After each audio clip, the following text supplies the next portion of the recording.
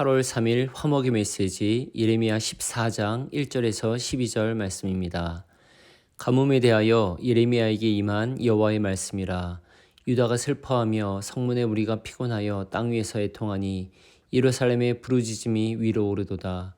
귀인들은 자기 사환들을 보내어 물을 얻으려 하였으나 그들이 우물에 갔어도 물을 얻지 못하여 빈 그릇으로 돌아오니 부끄럽고 근심하여 그들의 머리를 가리며 땅에 비가 없어 지면이 갈라지니 밭 가는 자가 부끄러워서 그의 머리를 가리는도다.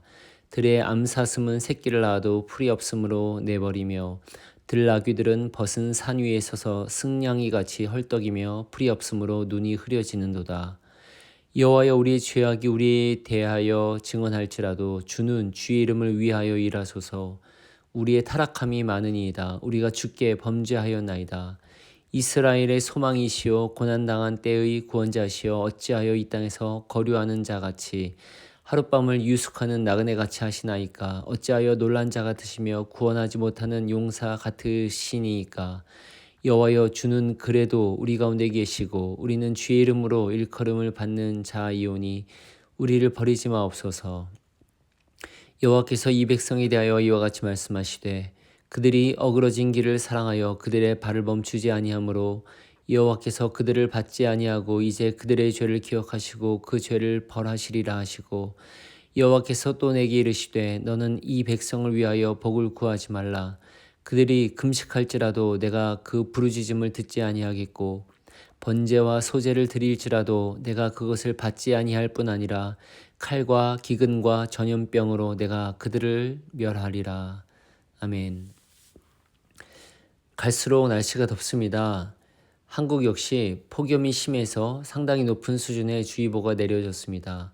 정부 당국이 이렇게 수준을 높여서 경고를 내릴 때 어떻게 해야 될까요?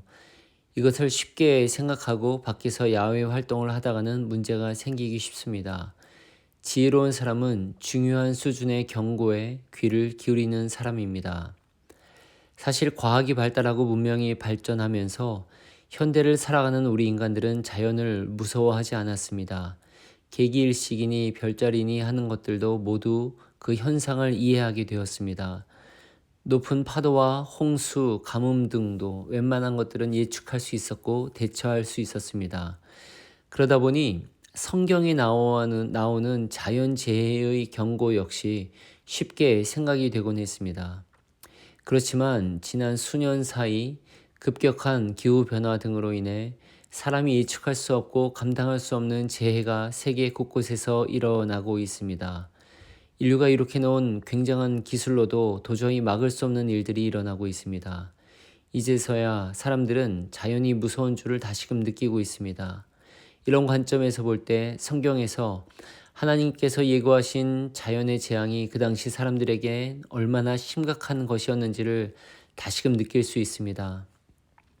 오늘 본문은 마침 가뭄에 대해 말하고 있습니다. 요즘 우리가 느끼고 있는 더위를 생각하면 고대 사람들에게 이것은 얼마나 더욱 절박한 상황이었는지 짐작할 수 있습니다. 물이 다 말라버린 상황, 그 상황은 동물도 식물도 사람도 살 수 없는 상황이 되어버리고 맙니다. 하나님은 그런 지경이 될 테니 정신 차리라는 경고를 주고 계시는 겁니다. 이런 심각한 상황에서 선지자는 7절 말씀에서부터 하나님께 다시금 간청하고 있습니다. 자신들의 범죄했음을 고백하며 하나님의 도우심을 구합니다. 그렇지만 하나님은 말씀하십니다. 10절입니다. 그들이 어그러진 길을 사랑하여 그들의 발을 멈추지 아니하므로 이제 그들의 죄를 기억하고 그 죄를 벌하리라. 계속 말씀하십니다. 너는 이 백성을 위하여 복을 구하지 말라. 그들이 금식할지라도 내가 그 부르짖음을 듣지 아니하겠고 번제와 소제를 드릴지라도 그것을 받지 아니할 뿐 아니라 칼과 기근과 전염병으로 그들을 멸하리라. 하나님은 이미 여러 번 경고의 메시지를 주셨습니다. 그렇지만 그들의 발이 여전히 악한 길로 갔습니다. 어느 순간이 될 때 하나님은 더 이상 용납하지 않으셨습니다. 그런 때가 있습니다. 이스라엘 백성들은 하나님이 여러 번 경고하셨지만 듣지 않다가 바벨론이 공격하여 수많은 지도자들을 포로로 끌고 갈 때에야 후회했습니다. 그러나 하나님의 징벌은 이미 시작되었고 그렇게 2차 포로로 또 3차 포로로 나라가 완전히 진멸된 뒤 끌려가게 되었습니다. 칼과 기근과 전염병으로 멸하리라. 하나님의 징벌이 마침내 그들 위에 내렸습니다. 예레미야 선지자의 선포를 통해 오늘날 우리들을 향한 하나님의 메시지는 어떤 것인지 다시금 반복해서 생각하게 됩니다. 하나님의 경고가 우리에게 임하고 있습니다. 그것은 폭염주의보다 더 위험한 경고입니다. 8월이 시작되었습니다. 그리고도 3일째입니다. 이 더위, 무더위에 주의하시기 바랍니다. 동시에 하나님의 진지한 경고에 귀를 기울이는 사람들이 되어야 하겠습니다. 헨리 나우엔의 기도문입니다. 오 주님, 제 믿음이 자라도록 표적과 이적을 보여달라고 얼마나 기도했던지요.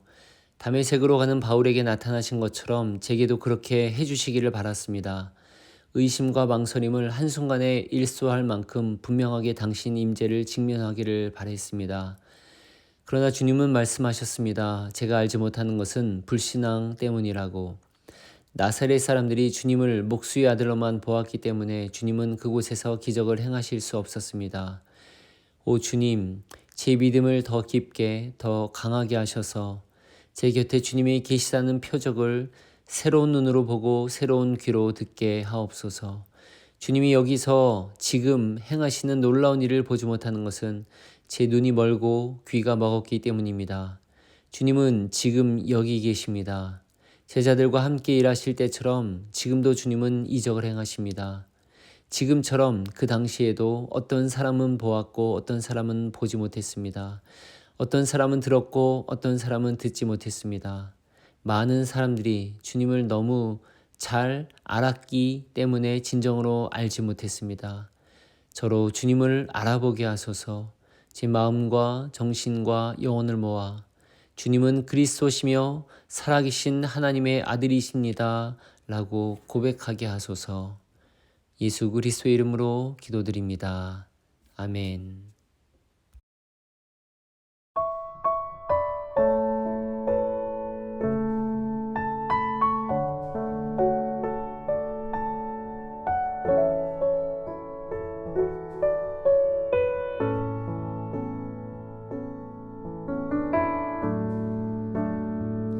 우리 영혼에 주가 주신 꺼지지 않는 빛이 있네.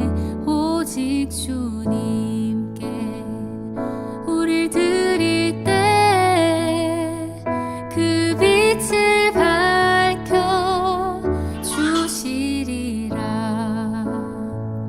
이제 일어나 소망이 없는 어두운 세상에 나아가라. 내 빛 비춰라. 모두 알도록 빛을 들고 세상으로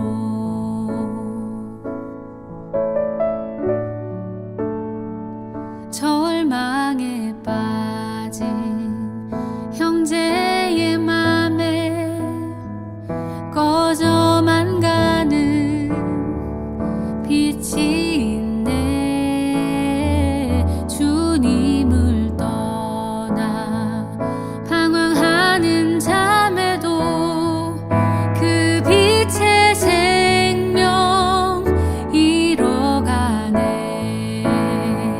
이제 일어나 어둠 속에서 고통받는 자 일으키라.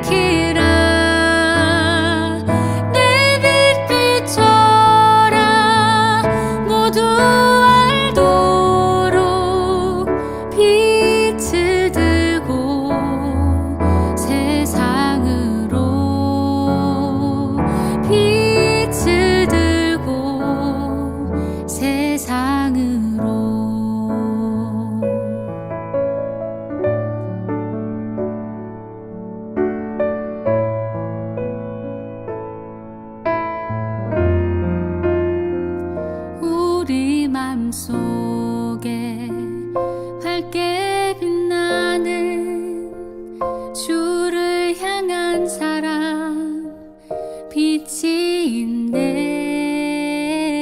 그 빛 모아 주께 기도 드릴 때 응답하시리 신실하게 이제 일어나 연약한 자들 그들의 아픔 감싸주라 내 빛 비춰라 모두 알도록 빛을 들고 세상으로 이제 일어나 연약한 자들 그들의 아픔 감싸주라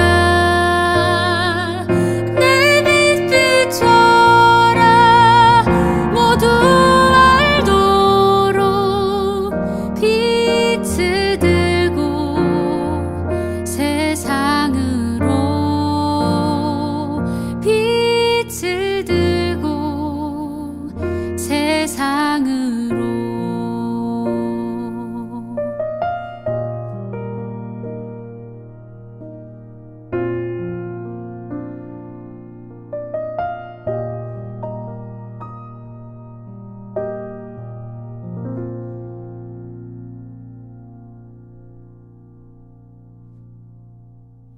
아쉬워.